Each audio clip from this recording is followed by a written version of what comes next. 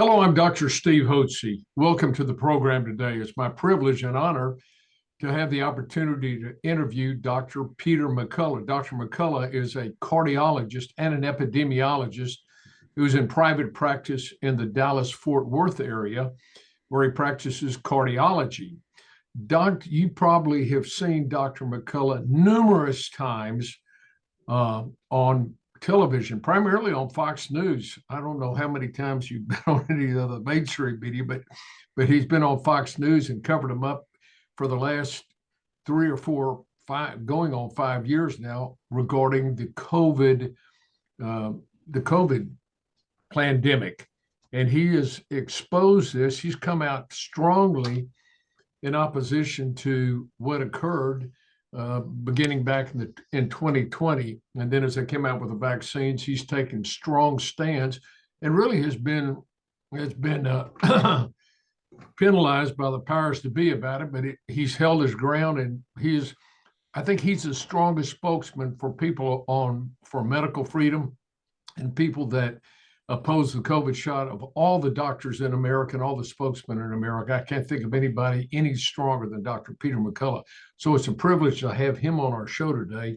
And we thank you for joining us, Doc. By the way, he's also been he's appeared before the United States Senate numerous times, the committees there, U.S. Congress numerous times. He's appeared before the European Union Parliament. He's appeared before here in the state of Texas, numerous states around the country where he's testified. He has spent huge amounts of time and money and energy taking a stand to expose the detriments that have occurred as a result of the COVID-19 clot shot. So, Doc, tell me about this. What in the world brought you to that point? And by the way, he's written a book too, entitled Facing the COVID. What is it called? Facing the COVID Pandemic. What is your book called? Courage to Face COVID-19, Preventing the Courage to Face COVID-19, which you can buy online, Amazon, or you can go to what is the link that we have for you to be able to buy that book? We'll provide it in the show notes, but it's couragetofacecovid.com. Yeah, and we have it here on the screen. So anyway, tell us what raised your concern early on back in 2020. Mm-hmm. What made you decide to become so vocal and take such a leadership role in stopping or exposing the dangers of the COVID-19 shot and everything that was going on behind the scenes? You know, the Washington Journal, The Hill, which is widely read by the House, the Senate, and the White House, picked 2 doctors in 2020 to write editorials almost every month. It was myself, I was at Baylor at the time, and then Scott Atlas from Stanford.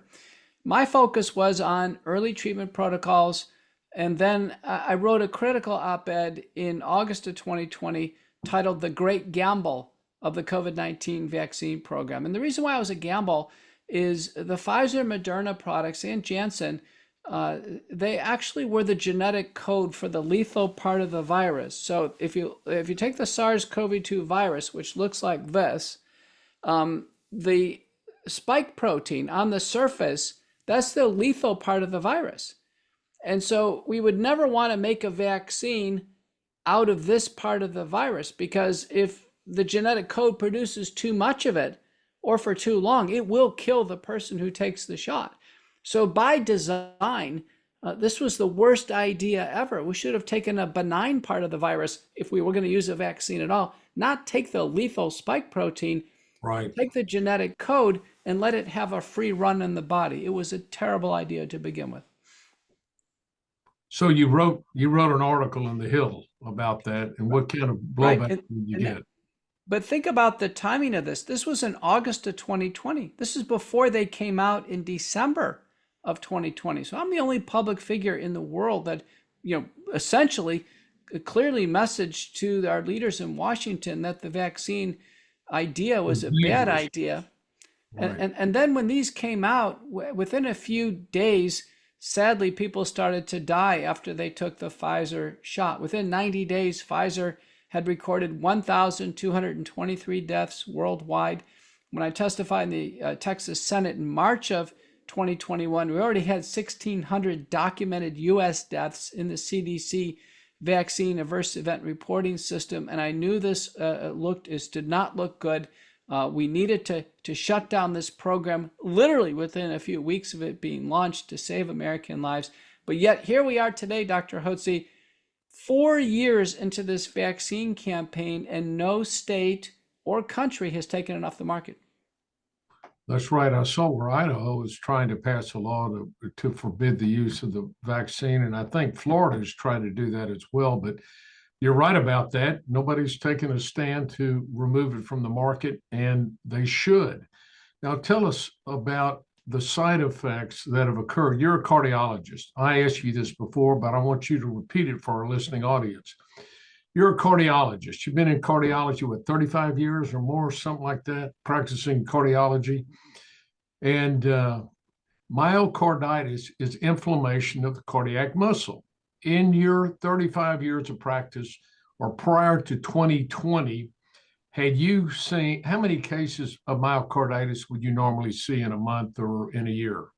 My entire career up to the pandemic, I saw 2 cases, 2.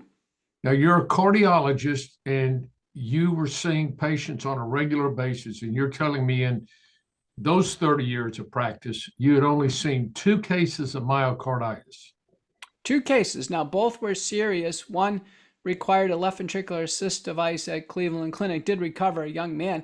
The other was an assistant dean at the new medical school up in Detroit, and she was a patient, and sadly, she had giant cell myocarditis and died.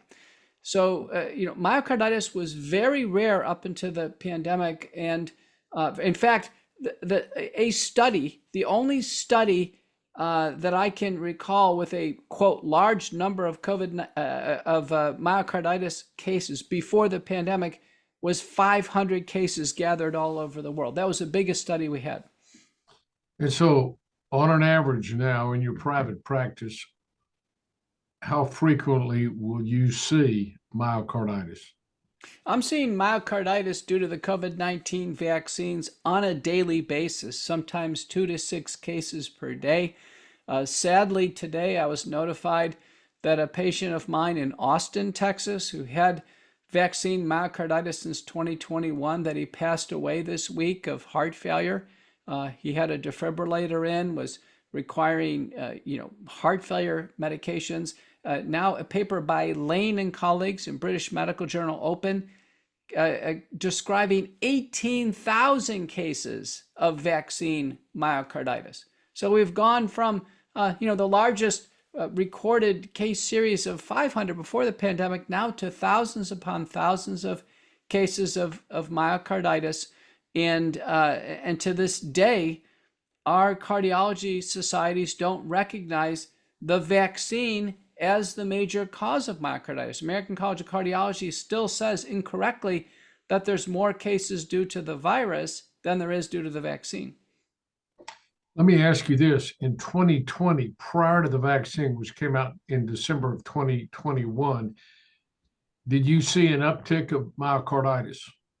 I didn't see a single case, and many of the colleges were worried about this. The NCAA Big 12 Athletic League screened thousands of athletes who developed COVID through 2020, and they came up with approximately 37 cases that could have been myocarditis based on EKG, MRI, troponin, and other testing, and all the kids were fine. No hospitalizations, no deaths. Papers by Singer also showed no hospitalizations, no deaths.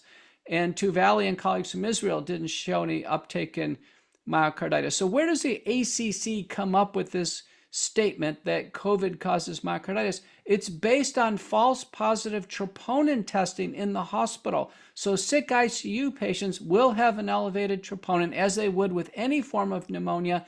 It's not adjudicated myocarditis.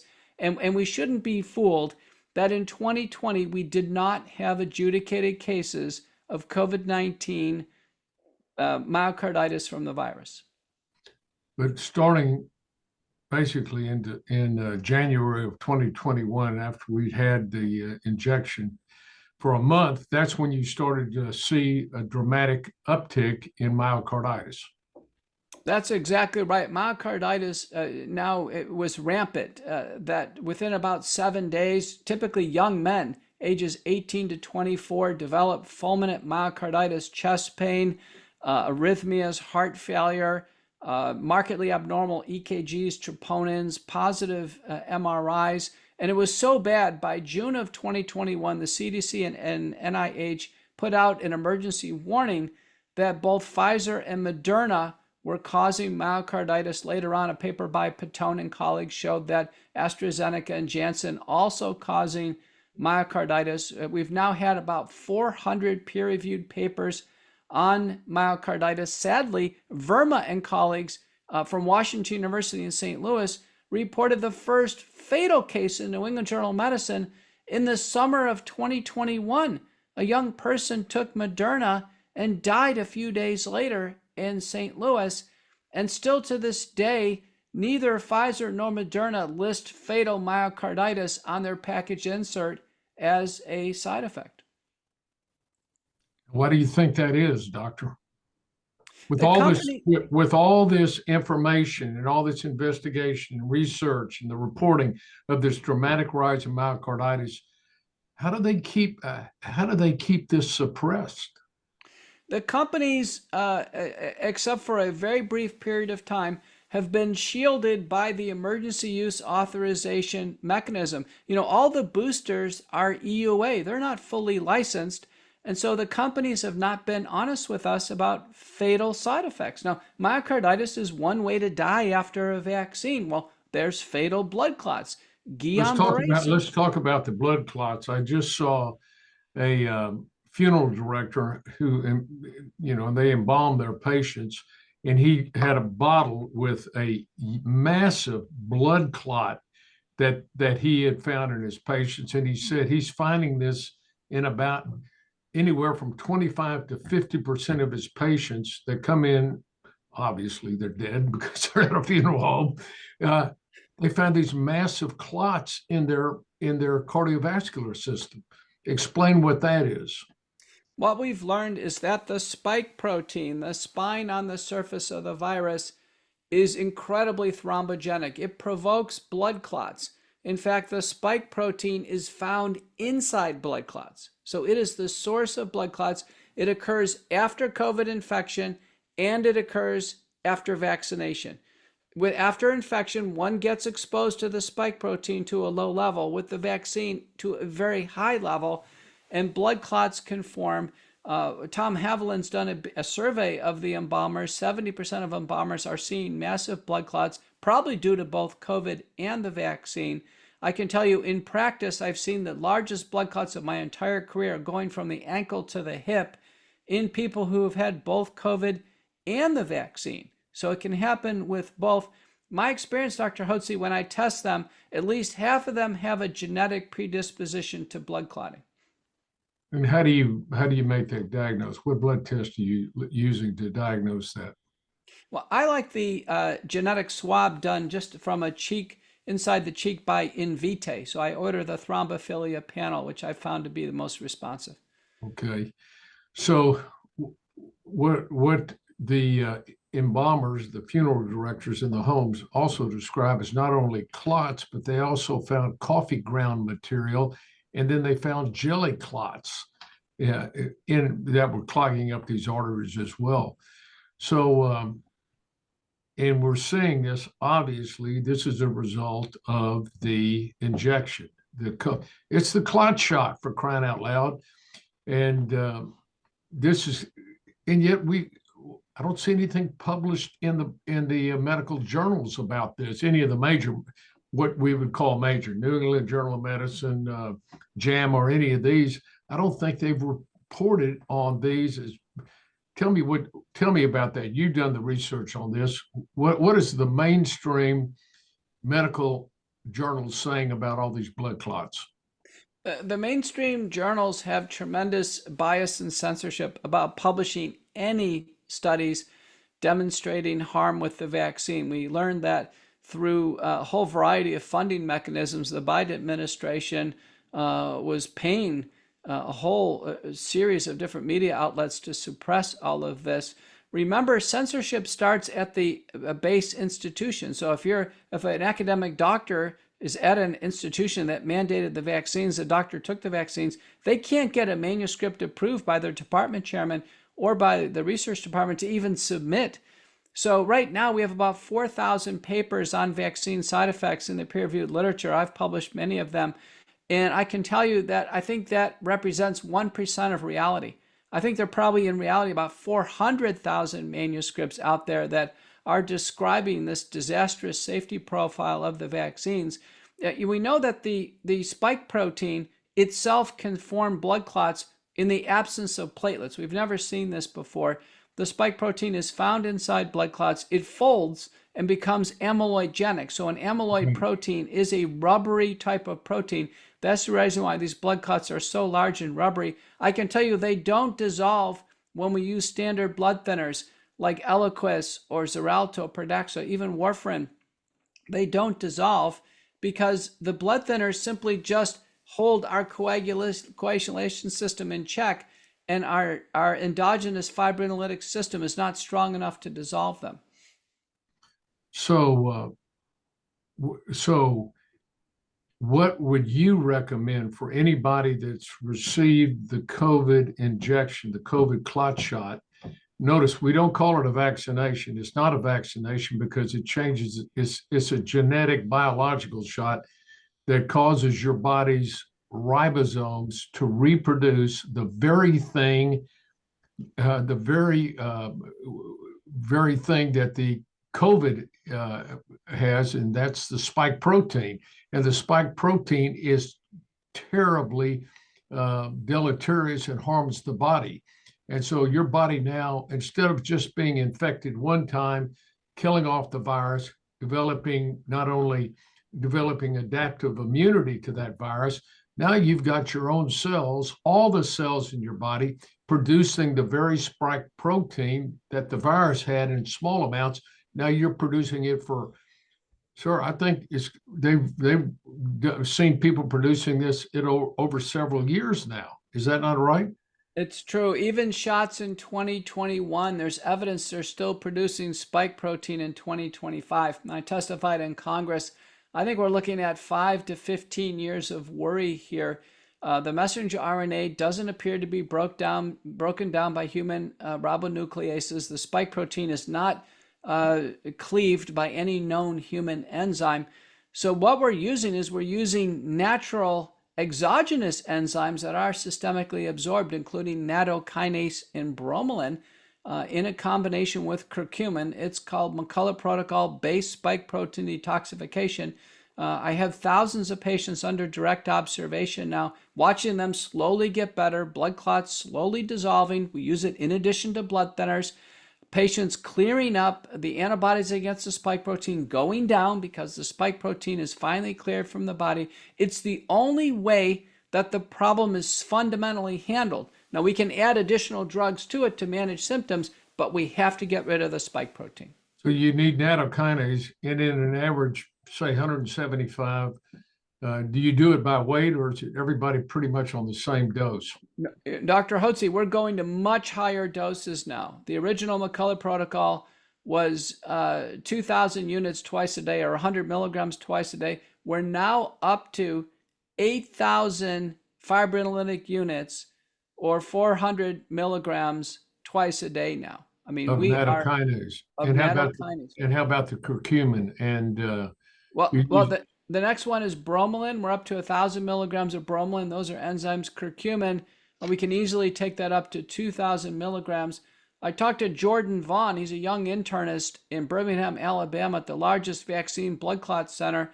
He's routinely has been doing this now for years, 16,000 units of natto a day. That's what's needed to. That would be equivalent to how many milligrams? Well, it's 100 per 200. That would be equivalent to 800 milligrams.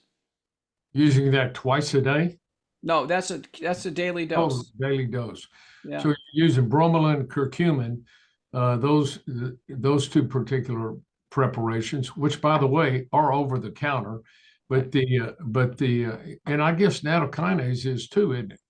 Right. They're all over the counter. You know, I lead the wellness company as the chief scientific officer. They make a combination product, thank goodness, because people were getting fatigued finding all these capsules. It's called the Ultimate Spike Detox from the wellness company. Again, opening dose is 4 capsules a day, and we commonly go to 4 capsules twice a day. The main point is they must be taken on an empty stomach. Otherwise, they're not going to work. We have to let these enzymes get absorbed in the bloodstream. Now, you had mentioned to me in conversations earlier about the use of colchicine. What purpose is that in the treatment of the post-vaccine syndrome? Recall that colchicine is a form of an anti-inflammatory prescription that we use for gout. It's also a class 1A indication for pericarditis and myocarditis.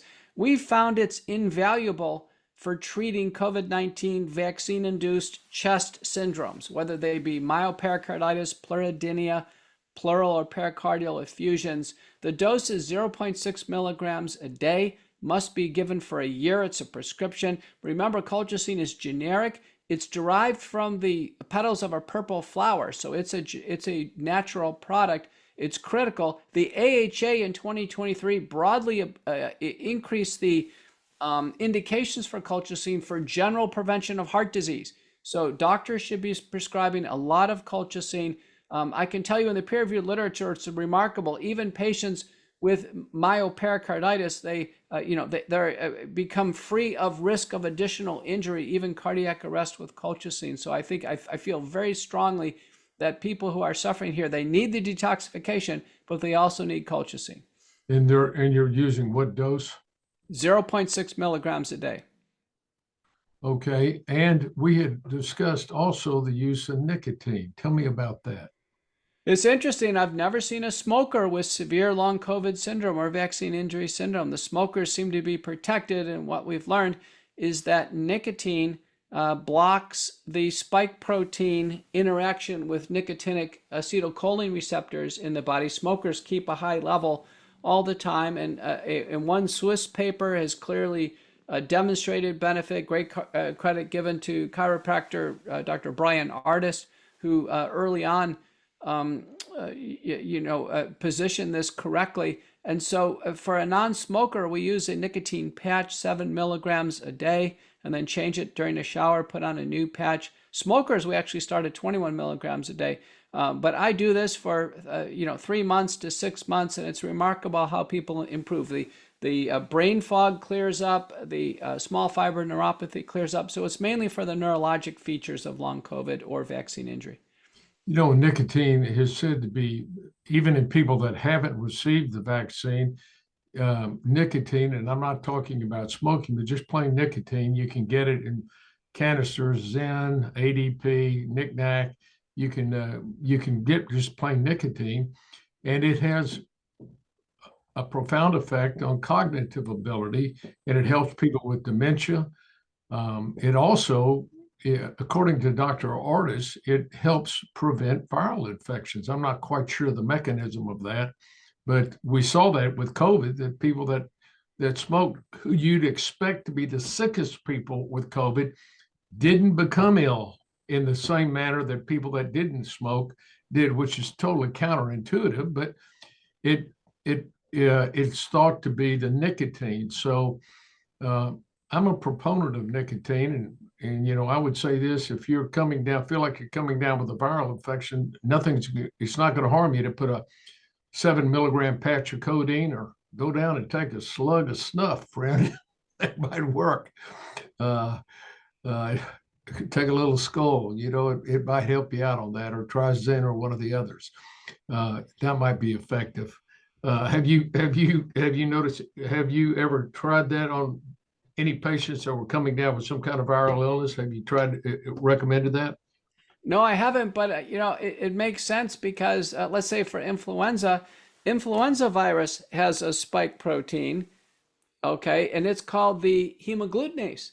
And so if spike protein, have interaction with various cellular receptors, nicotine may play a role. But I think it is remarkable how smokers kind of breezed through the pandemic. We thought they were going to be decimated. And this is an example of following epidemiologic observations and then coming up with some type of therapeutic insight. And what a shame that the Biden administration that spent $1 billion on long COVID, $1 billion, came up with nothing, never studied the spike protein, measured it or measured its antibodies, never studied nicotine, nattokinase, bromelain, or anything that we're using today.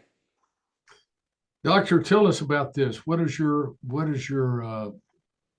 take on Robert Kennedy? What do you think about Robert Kennedy and the fact that he's been confirmed as director of HHS? What do you see coming out of this confirmation process and this appointment? Robert F. Kennedy has given America great hope that we can get back on track again, make America healthy again. And boy, his communication director, Del Bigtree, has already got in front of the microphone in an opening salvo.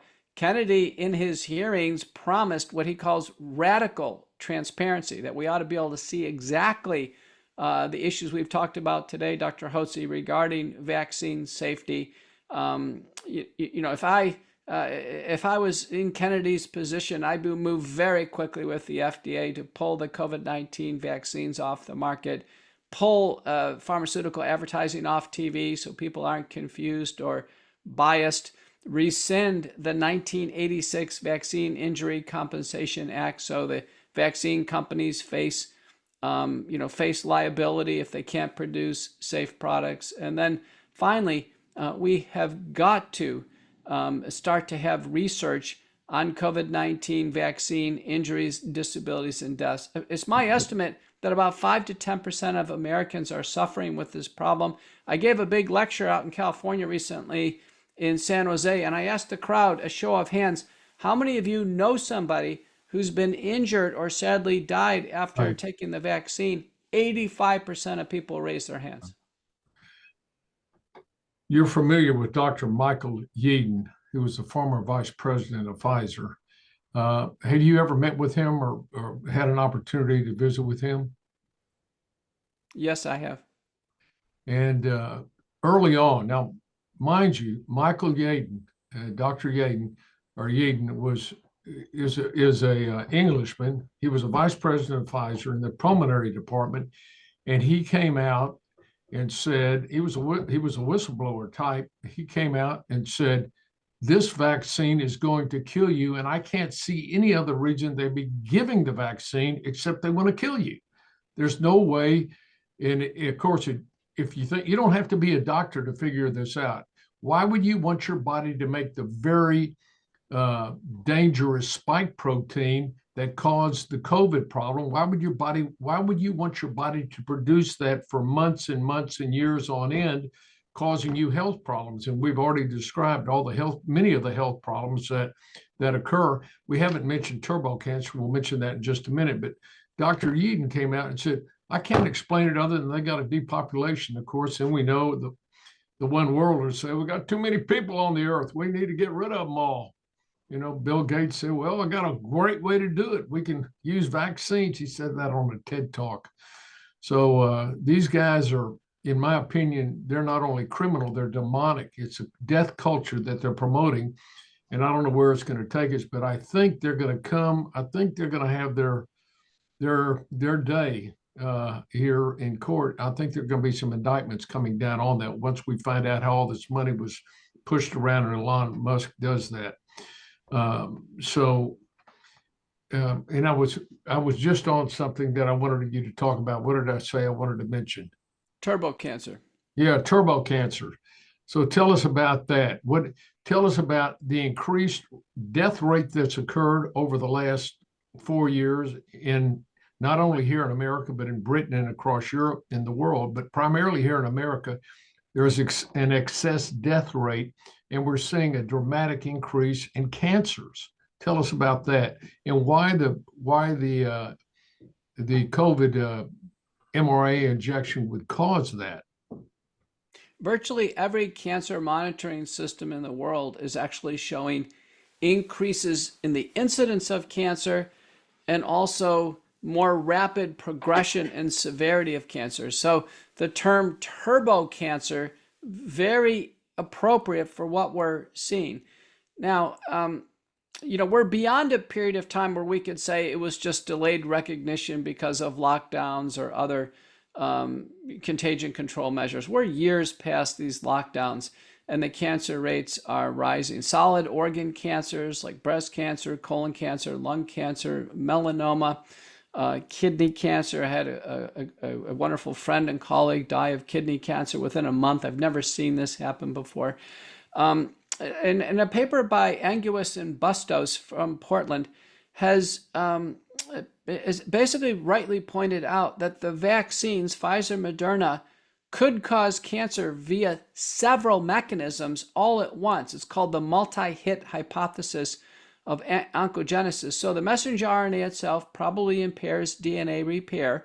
The spike protein impairs P53 and BRCA tumor suppressor systems. And then finally, the vaccines, Pfizer, Moderna, have been found to be contaminated with SV40, simian virus 40, proto-oncogene enhancer, promoter, and origin of insertion. So this does not look good.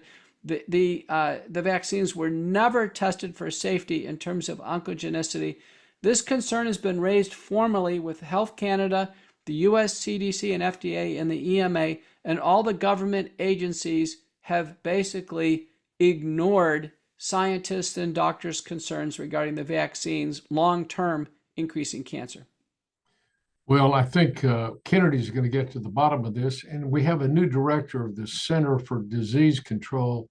I can't remember his name. I think it was Ralph. I can't remember the last name, but anyway, he was a strong opponent of the vaccines early on, back in the 1980s, when Congressman Burton was trying to get them to analyze the problem with vaccines. And let's just talk a minute about that, not just about the COVID vaccine, but this whole concept of vaccination of young children under the age of 1 when they do not have an adaptive immune system formed. The adaptive immune system is your lymph cells that produce antibodies. You have an innate immune system. You've got the macrophages and the white blood cells that kill off bacteria and viruses when they find them. But if those viruses, bacteria escape that initial assault by the infantry, which is your innate white blood cells, then you have a backup, and that's the snipers. That would be the lymph cells that produce the B cells that produce antibodies, and they have a memory. So anytime, once you've been infected by an organism, once you fight it off, your body's going to be immune to it because you've got an adaptive immune system that can strike immediately when they see it coming. So this is what has happened when we give these young children these shots under the age of 1. They have no adaptive immune system. How can you possibly justify giving them injections to make them immune when they can't develop immunity? The childhood vaccine schedule has been rapidly expanding over the decades, and we've seen skyrocketing childhood diseases like asthma, allergic dermatitis, need for tympanostomy tubes, autism. Behavioral disorders, attention deficit disorder, Asperger's, autism spectrum disorder, seizures, tics. Now, 6 studies, Dr. Hotze, show in the modern day it's better to go natural for a healthy child, to actually forego all the vaccines during childhood, and then maybe later on as adult, selectively take vaccines depending on what the clinical scenario is. So we're moving away from mass vaccination for every single baby. Recently, CDC data suggests the standard rate of people declining vaccines was 2.5%, typically Amish and Mennonites and Quakers. Now that rate of declining vaccinations is up to 10%. Well, it's moving the right direction. And that's why, as a physician, I want to warn everybody out there with your children, please don't give them any vaccines in the first year of life. And look, what did I get when I grew up? I think I had a polio vaccine when I was a teenager and a DPT shot, and that was about it. and I've had one tetanus shot since then. We have never in our practice ever given any flu vaccines. And now I understand the flu vaccines contain mRNA. Is that not correct? No, but the RSV vaccine does, and RSV vaccine is not needed. Remember, that's just a mild viral infection. Now there's randomized trials that the flu vaccine, which is minimally or not effective at all, it increases your risk for the common cold. That was happening to me. I was taking flu shots because I was on staff and I had to. I was getting sick with a common cold every month, Dr. Hotze. I finally stopped taking flu shots now. I'm on my 3rd year. Thank the Lord, I'm not getting sick anymore. Well, it's the old adage, folks. Oftentimes the treatment is worse than the disease. And they're kind of hounded into your head. And you ought to remember that when you go see a doctor, tell yourself, is this treatment going to be worse than the disease I have? And oftentimes it is. And we've seen that over and over again here at the Hotze Health Wellness Center. People come in, in their 50s, 60s, and 70s, and they're taking 4, 6, and 8 different prescription medications, and they feel like total crap. And they just, and they want to get off all this stuff. They want to feel healthy and well. I believe this, that God has given the body amazing restorative power to heal itself. My dad taught me that. He was an engineer, and he said, son, God's given your body amazing restorative power. If you put the right molecules in your body's going to be healthy. And the wrong molecules are pharmaceutical drugs. Pharmaceutical drugs are toxins that have to be detoxified by the liver, and they are toxins, which means they are poisons. And so if there's an LD50, a lethal dose, 50% of the people die any one of the drugs, and all these drugs have an LD50. If you take enough of any particular drug, it will kill you from toxicity. And so the liver has to break it down, and that puts stress on the liver. One of the worst is statin drugs, for crying out loud. Statin drugs cause a whole host of problems in the livers, and it also blocks the cholesterol, which affects brain function, and it also blocks the proper conversion of coenzyme Q10 to ubiquinol, which is the active CoQ10, which enables your muscles and your heart muscles to produce energy.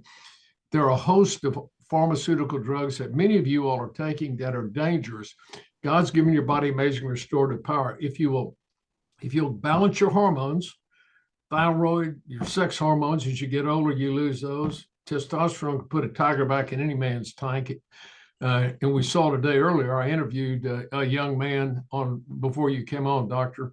And when he came in to see us at 38 years of age, his testosterone level, now this is a good looking young man, his testosterone level free testosterone was 7.1, which was below the range for an average 30 to 40-year-old. And he had symptoms of low thyroid, but getting him on a little bit of thyroid and getting him testosterone back in his body, he used creams. It made a difference in the world. He was able to get rid of his antidepressants and his anti-anxiety medication. He said, I felt good again. I felt normal again. And I was stressed all the time. Of course you were. And many of you men that are in your 40s and 50s and 60s, your testosterone level is in the gutter. Now, it may be in the range for a 60 to 70-year-old man, but who in the heck wants to have a testosterone level of a 60 to 70-year-old man? I keep mine at a 20 to 30-year-old man. That's where I've kept mine since I was 46. I'm almost 75 now, and going and blowing, as you probably know. No wonder you're such a tiger, Dr. Hotze, but it's clear there is a trend now. And I think, Robert F. Kennedy is ushering this new era in called Make America Healthy Again. There's a clear trend that America wants natural solutions to problems, less reliance on pharmaceuticals.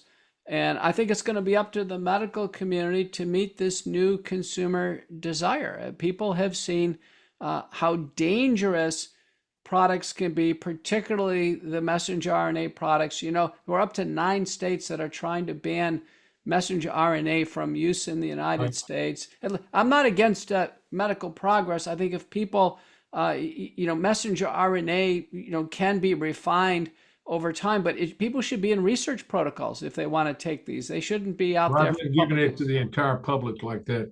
Right. Well, doctor, you have made a huge difference. And by the way, if you like to watch Laura Ingraham, which we do, a common feature on the Laura Ingraham show on Fox News is Dr. Peter McCullough. I think you guys have developed a very warm, friendly relationship over the years, and she admires you and appreciates your insights, as we all do, Doctor. You have stiffened the spine of many of us that agree with you on this principle, and you've given us the courage to stand up and be bold in opposing this terrible COVID-19 injection that was foisted upon the public by, Fauci, or Fraudci, as I call him, and Birx, and all the Berla, and all the guys, all the pharmaceutical companies. If you can't, and let me finish with this. If you wonder why, with all this evidence of the dangers of this shot from the get-go, of which I spoke out when Dr. McCullough was speaking out back in 2020, I tell you, these people, why would they keep going down this track? And when something seems inexplicable, my dad always said, follow the money trail. And this was a huge money. The government was paying these pharmaceutical companies in advance back in 2019. They already had these shots made up. How did they just show up? They had them all made up. This was all planned out. And it's part of the world, the new world order. They want to take things down, and they wanted to destroy the societies. And thank God that Donald Trump was elected. That was wonderful. And thank God that Elon Musk is out there hammering and showing the corruption in the political system and how that money flows to all these different mainstream media. So, Doctor, I want to commend you again, and thank you, Dr. Peter McCullough, for standing up. And we want to mention where they can go to find your. You can go to Peter McCullough, MD, and that's McCullough, MD.com. You can go to his Courage to Face COVID-19 to get that book. He also has a Substack entitled Courageous Discourse, and that's Peter McCullough, MD.Substack. And he's also a host on America Out Loud News. So many of you are already following Dr. McCullough like I do, and he deserves our praise and our prayers. Ask God to hedge his angels about him, guard him, protect him, so he can continue to be bold, strong, and courageous. Thank you, Dr. McCullough, and God bless you. God bless you, Dr. Hotze. Thank you. Thank you, sir.